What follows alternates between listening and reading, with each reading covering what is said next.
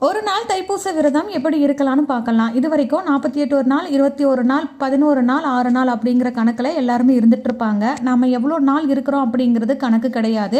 ஒரே ஒரு நாள் இருந்தாலும் மன தூய்மையோட உண்மையான பக்தியோட இருந்தாலே போதுமானது. முருகப்பெருமான் கண்டிப்பாக நமக்கு அருள் பாலிப்பார். இப்போ ஒரு நாள் அன்னைக்கு எப்படி நம்ம விரதம் இருக்கலாம்னு பார்த்தீங்கன்னா, சனிக்கிழமை நைட்டே உங்களுடைய விரதத்தை ஆரம்பிச்சிருங்க.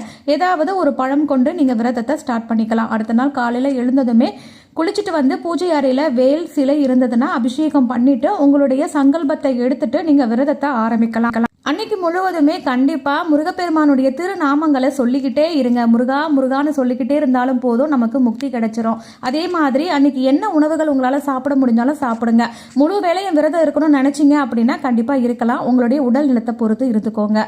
இல்லையா பால் பழங்கள் மட்டும் சாப்பிட்டு உங்களுடைய விரதத்தை இருக்கலாம். முடிஞ்ச வரைக்கும் முருகப்பெருமானுடைய மந்திரங்களை பாராயணம் பண்ணுங்க. கந்த சஷ்டி கவசம், திருப்புகழ், வேல்மாறல், கந்தர் அனுபூதி, கந்தர் அலங்காரம் இன்னும் நிறைய பாடல்கள் இருக்கு.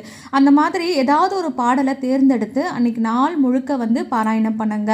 முருகப்பெருமானுடைய முக்கியமான விரதங்களில் கந்தசஷ்டி விரதத்தையே நாம நிறைய பேர் இருந்து கடந்து வந்துட்டோம். இந்த தைப்பூசம் ஒரு நாள் விரதத்தை நம்மளால கண்டிப்பாக கடந்து வர முடியும். அது மட்டும் இல்லாமல் மனசுல முருகரை மட்டுமே நினைச்சிட்டு அன்னைக்கு விரதத்தை நீங்க முடிச்சிடுங்க. அதே மாதிரி உங்களால் முடிஞ்ச வரைக்கும் அன்னைக்கு யாருக்காவது ஒரு 3 பேருக்கு சாப்பாடு வாங்கி கொடுங்க. முருகா முருகான்னு சொன்னாலே முக்தி கிடைக்கும். கண்டிப்பாக வீடியோ பிடிச்சிருந்துச்சுன்னா கமெண்ட்ல முருகான்னு டைப் பண்ணுங்க.